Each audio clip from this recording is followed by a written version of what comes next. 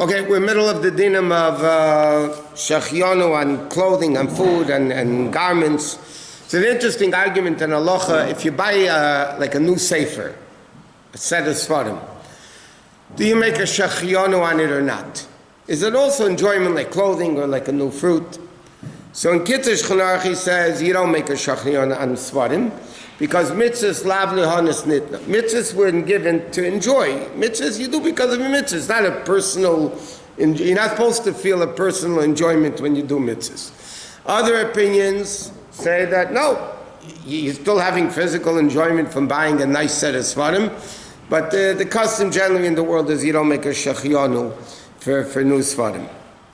Another thing is, what happens, there's a din in Shulchan Aruch like this. What happens if you see a friend, a good friend, you didn't see for 30 days? So the din is, in Shulchan Aruch it says you make a bracha, Shehecheyanu, Baruch Hashem, a real bracha, Shehecheyanu v'kimanu v'higiyanu l'zman hazeh. What happens if you didn't see a good friend for 12 months? Believe it or not, the bracha is Baruch Hashem b'chaya meisim.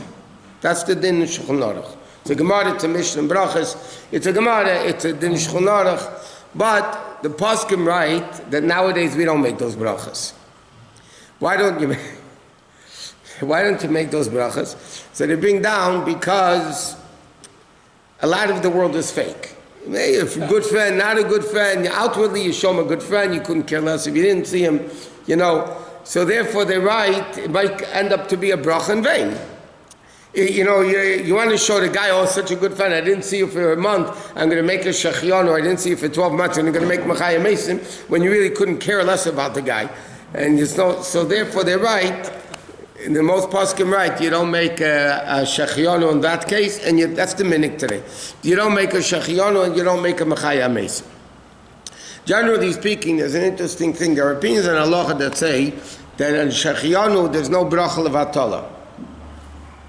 So usually the rule is, if there's a doubt about making a bracha, you don't. Safik brachas lahak. Why? Because you make, God forbid, saying a bracha in vain. Saying a bracha in vain is a terrible sin. It's a bracha, it's a rabbinic. You're going to say Hashem's name in vain, that's a terrible, it's a biblical, one of the top 10 of the Sefer Dibros, right? Not to mention Hashem's name in vain. So there's other people that say that by Shehecheyanu though, there can be a bracha levatala. Because what's the bracha Shehecheyanu v'kimanu v'higiyanu l'zman hazeh? That Hashem made me alive and He made me exist and He made me reach this particular day. It's not a bracha levatala. It's a reality that Hashem made me alive. But generally speaking, we don't make a Shehecheyanu in vain. But it's an interesting thing. We learned this by when we're learning the laws of Purim. You read the Megillah at night and then you read the Megillah again during the day. Right? So, you make a Shehecheyanu at night. Yeah? You make a Shehecheyanu at night when you read the Megillah. It's a mitzvah, rabbinic mitzvah, that like Hanukkah, or any other mitzvah. But during the daytime, do you make a Shehecheyanu in the Megillah reading or not? Because the bottom line, you read it the night before. This is not really a new mitzvah. So in Siddur, interestingly, the Alter Rebbe writes clearly, during the day we don't make a Shehecheyanu on Megillah. We don't make a Shehecheyanu on Megillah. His grandson, Tzemach Tzedek, argues on him. There are a few places that they argue. And it's interesting, sometimes we pass like the Tzemach Tzedek, sometimes we pass like the Alter Rebbe. It depends what the situation is. But Tzemach Tzedek writes that who am I to argue with my grandfather, but nevertheless it's Torah, and he disagrees, and he holds you make a Shehecheyanu during the day also. And he writes, number one, the main reading halachically is during the day, not at night. And secondly, you have all the other mitzvahs that you have to do. Shalach manos, matanos lavyenim, sudas purim. So and then he brings down those opinions that say that generally speaking, Shehecheyanu is not a doubtful bracha. So, but again, generally speaking, we just don't make Shehecheyannus. But in this case, like we said, by seeing the friend, the bottom line is we don't make a Shehecheyanu. In fact, there's another din, interestingly. What happens if you never met somebody, but you're a pen pal, okay? And then you finally meet them in person for the first time. Do you make a Shehecheyanu, according to the din, that you make a Shehecheyanu when you didn't see a good friend for 30 days or for a year? You didn't see a good friend. So what happened if you never met the guy, but you were pen pals? And now all of a sudden you meet the guy for the first time. So in Kittah, I mean, that's what most poskim say, you don't make a Shehecheyanu. Why not? Shehecheyanu is for a friend that you saw, and now you're missing him. But somebody you never saw, you don't miss. So it's not the joy that you're seeing him, because again, the Brachot, this is what Kitzur holds. Only mechtavim, you don't make because you never saw him face to face. The love is not so close. The relationship is not as close as when you see a person, then you don't see him. Having a baby is not Shehecheyanu. Having a baby, in Shchonarch it says, it's questionable if we do it, but if it's a boy, you make Shehecheyanu. But my father told me that after bris, I was supposed to say Shehecheyanu. Okay, that's this argument in halacha between the Rambam and the other poskim in the Rambam's time, and therefore there's a machlekes even in Shulchan Aruch. The Bais Yosef, the Shulchan Aruch writes you make a Shehecheyanu at the bris. It's a mitzvah. Okay, you make a Shehecheyanu at the bris, and therefore the Svardim all make a Brachot Shehecheyanu at the bris. The father of the baby makes a Shehecheyanu at the bris. The Rambam holds, and that's the way the Ashkenazim hold, that we don't make Shehecheyanu. Why don't, not by a bris? By opinion aben, we do. Why don't we make a Shehecheyanu by a bris? So we mentioned this din yesterday, that because there's pain of the baby. The baby's in pain. How can you make Shehecheyanu when the baby's screaming its head off? You know, in pain for the mitzvah. The Rambam holds, though, and that's why Sfardim follow the Rambam's opinion, the Bais Yosef's opinion, that you do make it, which is a very great mitzvah. But the Ashkenazim don't make a Shehecheyanu at a bris, and the Sfardim do. Which is interesting. What happens if somebody, normally during the 3 weeks, we learned you don't make a Shehecheyanu. We learned that the other day, right? You don't make Shehecheyanu during the 3 weeks. What happens if somebody has a bris during the 3 weeks? Then you do make a Shehecheyanu because it's on the mitzvah. Somebody has opinion aben during the 3 weeks, you make a Shehecheyanu because it's on the mitzvah. It's not on the, what? If it's a sibling or family, can you say Shehecheyanu after 30 days? Again, the custom the poskim bring down is, today we don't make those brachas. Even with family? Yeah. Not everybody loves their siblings. Or their spouse, or anyone? Certain people, as if you see your mother-in-law once a week, then you make a bracha. But we don't. There's a custom. We don't make those. But chalal, again, all these types of brachas, technically, okay. In the Gemara it says haraya kushi. If you see a black person, there's a bracha to make. If you go to the zoo and you see an elephant, there's a bracha to make. There's a bracha. You go to the Pacific Ocean, there's a bracha to make. Okay, we've mentioned this, not about black people or elephants or that, but we don't make those brachas today. That's all. What? When you see the mother-in-law, is it let's leave that out. When you make a tape, you'll say what you want. So for a baby Okay. girl, it's a Shehecheyanu. What? For a baby girl. A baby girl also in Shechina, you make some people say you make Shechina, but again, a lot of people today don't make those. On the baby or on the bris for the boy? No. When the baby is born, they make a Shehecheyanu. So there are two Sometimes kinds. they say, "V'meit what?" How could the father not say Shehecheyanu when he goes to have a baby? I mean, why Ashkenazim says no? Is it the most joyous thing for the father? Yeah, but meanwhile the baby's suffering. The baby's in pain. We said, why doesn't the sheikhet make a Shehecheyanu the first time he does shechita? Because again, this torture of an animal. Why don't make Shehecheyanu on leather garments or shoes? Because the animal had to suffer from it. So baby's suffering. So the Rambam says you do make Shehecheyanu, and that's why the Sfardim do. And the Ramah says you don't make a Shehecheyanu because it's Sardi Yanuka, pain of the kid. Okay, next dinim over here is various different brachas on seeing things or hearing things. So, well, it's too late now, but the Gemara, the Mishnah says, if somebody goes out in the month of Nisan and they see fruits beginning to blossom. They're beginning to blossom So there's a bracha, Baruch Atah Hashem. We say this bracha once a year. It's one of the few brachas you say once a year. They always ask how many brachas do you say once a year. There's like 3 brachas. Generally speaking, every year you make 3 brachas. Only once a year. That's Ladik Nashiyah Makipurim, by candlelighting Yom Kippur. There's Albir Chametz, when you do B'dikas Chametz, you make a bracha Albir Chametz, which is only once a year. And this bracha for the trees, if you see but not the fruit, you see the blossoming of the tree. So you say, Baruch Atah Hashem, Shelechis Be'elem Mekum, B'Brias Tevis, Ilanos Tevis, Le'anis B'hem B'nei Adam, that Hashem made these beautiful, but you only do it the first time you see it.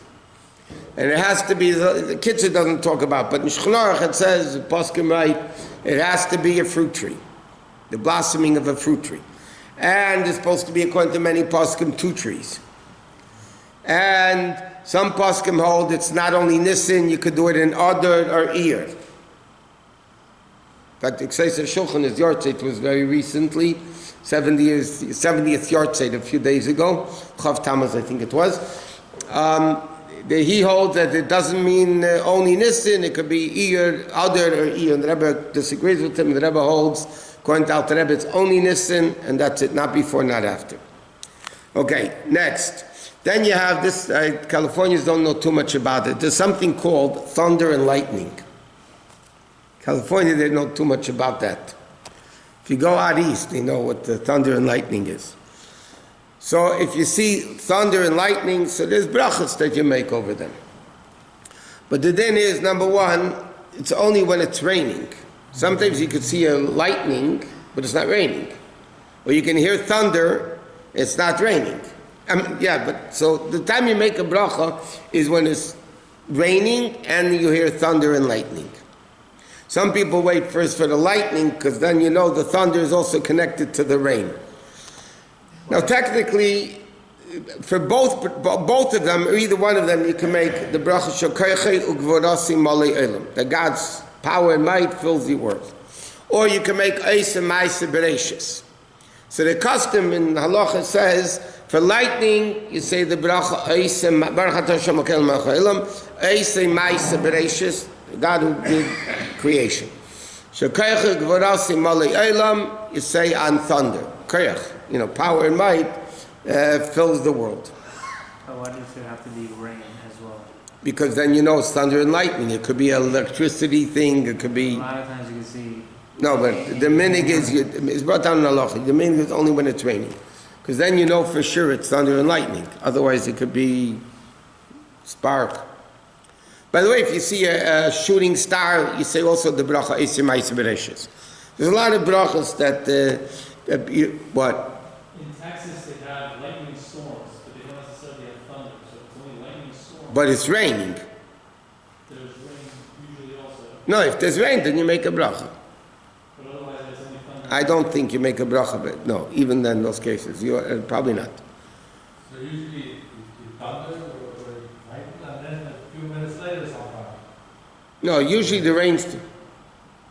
You're California. How do you know about thunder and lightning? I grew up in Chicago, New York. Come on. Okay. What about snow? There's no bracha for snow? No. Only if you make a snowman. It's interesting. It says in halacha, what happens if you're learning and you hear thunder or lightning? So it says you don't stop learning to answer thunder and lightning. But I remember once, the Rebbe was farbrengen on Shabbos, and it was pouring, like not California, in New York rain, and all of a sudden, there was thunder and lightning the whole time. But all of a sudden there was a real strong thunder. It was like a scary thunder. And the Rebbe in the middle of a sikha stopped and made the bracha. I saw it. The Rebbe stopped and made a bracha. Normally it says in the middle, but that was I'm not going to say the building shook, but it was like really, really strong. But normally it says if you're learning, you don't stop for all those things. Okay, now how long does the bracha last for?